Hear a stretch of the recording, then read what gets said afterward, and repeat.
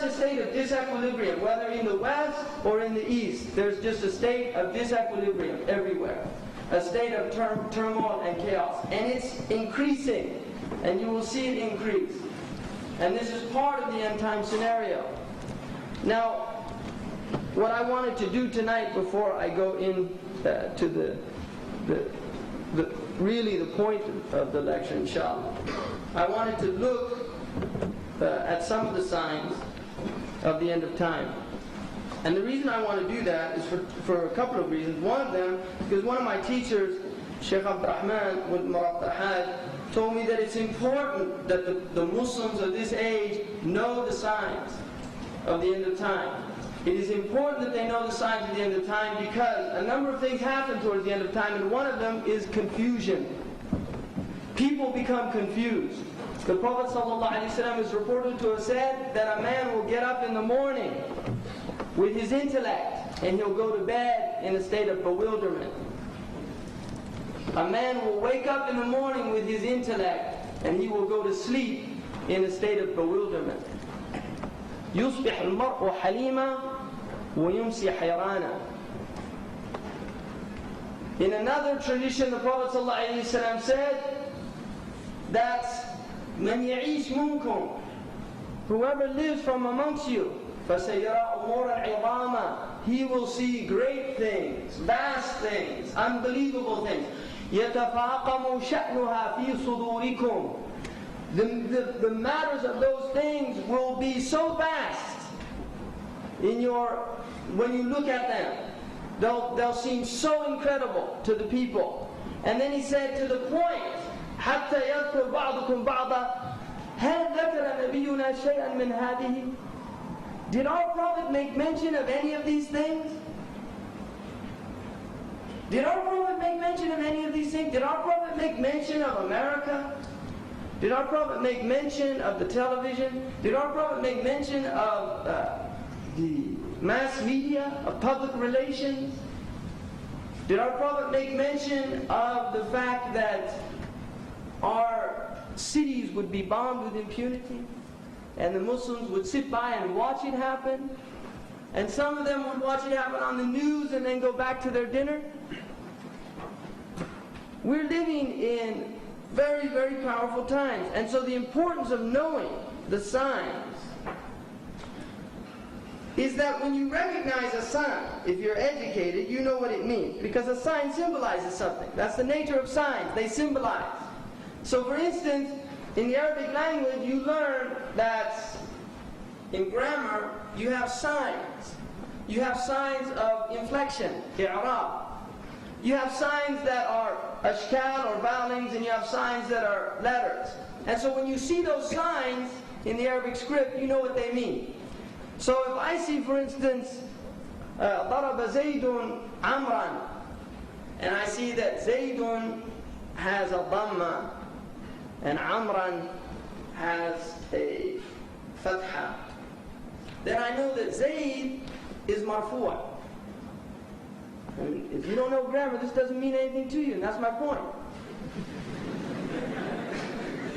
If you don't know how to read signs, you can't read the Arabic language. If you don't know the signs, you will not be able to read the Arabic language. You won't know, did Zayd hit Amr or did Amr hit Zayd? Because in the English language, we say Zayd hit Amr.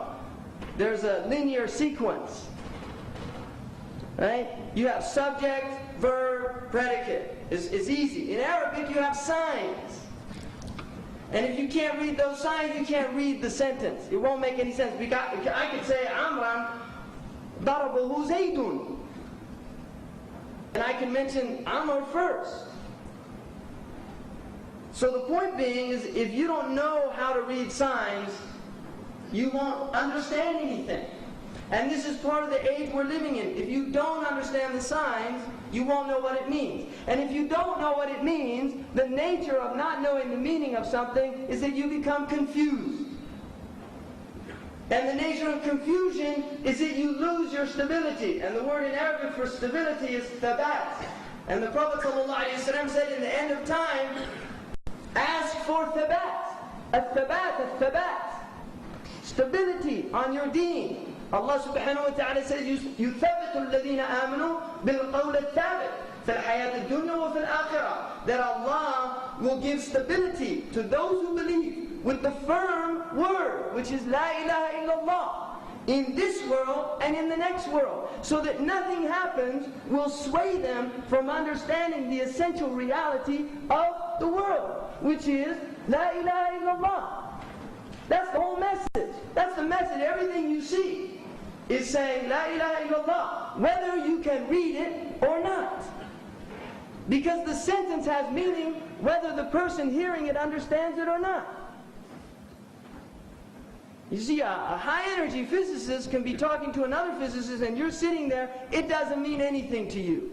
It doesn't necessarily mean that what he's saying doesn't mean anything. It's just you don't understand it. And so you're in a maqam of ignorance. And Islam is a maqam of knowledge. So if the Muslims are ignorant, they're not in the maqam of Islam. They're not in the station of Islam. They've lost the station. So, if you look at the signs, there are certain signs. One of the signs, there are basically three signs, three types of signs. One of the signs has happened and it won't happen again. It's happened and it won't happen again. The second type of sign is a sign that happened, but it will continue to increase in severity and clarity. It will continue to increase. And the final signs are those that have not manifested yet. So those are the three types of signs. An example of the first one is the coming of the Prophet ﷺ himself. The Jews, in their books, Allah subhanahu wa ta'ala says, يَعْرِفُونَهُ كَمَا يَعْرِفُونَ أَبْنَاءَهُم.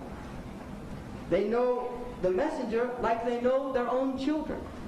And Abdullah ibn Salam said, even more, Ya Rasulullah, because we could have some doubts about our wife, but we would never doubt you. Allah said that they know the Prophet like they know their own children. What does that mean? Your children is distinguished from other children by signs. So you can recognize him from other children. If he doesn't have those signs, you can't recognize him. If somebody did plastic surgery on him and brought him in, you'd have a hard time. You might still be able to, but you'd have a hard time because there's been signs that have been taken away. So they knew that he was coming. They had it in their books. The Christians knew that he was coming. They had it in their books. And this is, you see, it's very interesting the time we're living in. In 1948, they discovered the Nag Hammadi Library. And yet, the sad thing about it is they discovered it in a Muslim land. And yet we allowed people who were not from the Muslim tradition to take those treasures. They were treasures. They were 1st century, 2nd century manuscripts, 3rd century Christian manuscripts. Some of the earliest apocryphal texts. And they took them. And some of it was released and others weren't. The same happened again, not much later. In the cave of Qumran, a Bedouin, Jordanian Bedouin, wanted to get shade in a cave, and he went up and he found some jugs. And he broke one of them, and inside there was a copper scroll. And here's a man again, no signs, he can't read. He doesn't know what to read, but he thinks, and Bedouins think like this sometimes, he thinks this could be worth something. So he took it into the town and sold it to an Armenian.